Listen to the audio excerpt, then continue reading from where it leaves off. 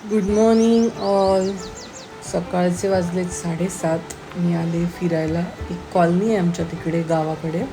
38 बंगले माझ्या घराच्या बाजूलाच आहे आणि इतकी सुंदर घरं बांधली आहेत ह्या लोकांनी. म्हणजे एकच आहे जो माणूस, त्यांनी ही सगळे प्लॉट्स डेव्हलप करून, त्यांनी जैतापकर म्हणून आहे, त्यांनी हे केलं आहे. पण हे घरांची ही स्ट्रक्चर आहे ना, ही थोडी गोवन आहे.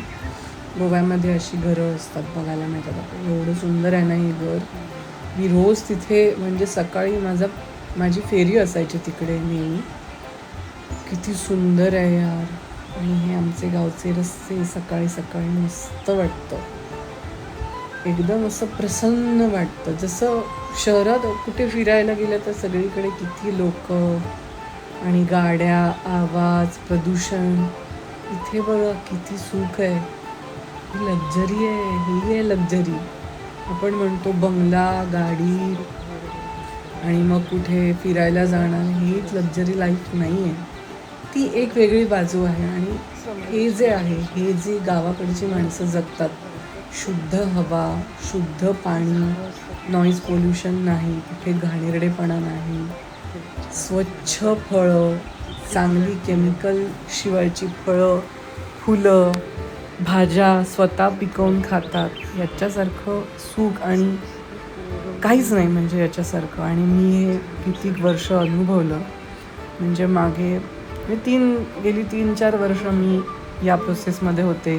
मी वांगी लावली होती, मिरच्या लावल्या होत्या, टोमॅटो लावले होते, वाली लावल्या होत्या, काकडी लावली होती. सगळ्या गोष्टी तिथेच होत्या. मला काही आणायला लागायचं नाही मसाला सोडून. शेंगांचं झाड आहे आमच्या घराच्या बाजूला, पपईचं झाड आहे, चिकू आहेत, जांब आहेत, काजू आहेत, आंबे आहेत. काहीच तोडून म्हणजे बाहेरचं काहीच आणायची गरज नाही. मसाला मीठ आणलं की काम झालं. आणि दूध तर होतंच कारण आमच्या गाई होत्या.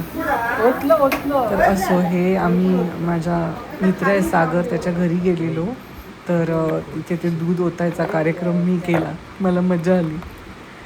आणि आम्ही दुपारी जेवून वगैरे काजू वेचायला आलो. आमचे काजू भरपूर लागलेत, मस्त लागलेत यावर्षी.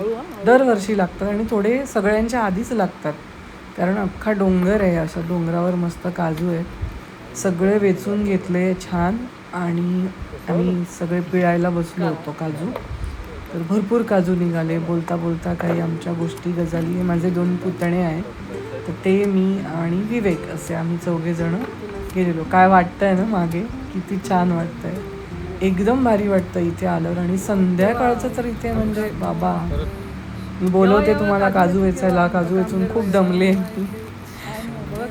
तर हे आम्ही दुपारी गेलेलो वाटतं, काय 3 वाजता वगैरे असं, संध्याकाळची वेळ.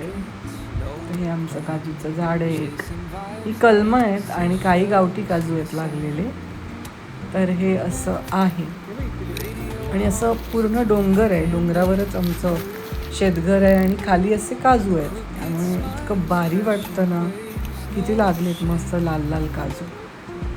नंतर गेले जाम काढायला. नुसतं झाड लगडलं होतं, म्हणजे भरपूर जाम लागलेत. खाली पडतात, खायला कोणी नाही. या आमच्याकडे. तर भेटूया पुढच्या ब्लॉगमध्ये. असेच नवीन नवीन ब्लॉग्स मी तुमच्यासाठी घेऊन येईन, मला जसे जमेल तसे. आणि आपण भेटत राहू, नवीन नवीन विषयावर बोलत राहू. तोपर्यंत बाय, भेटूया.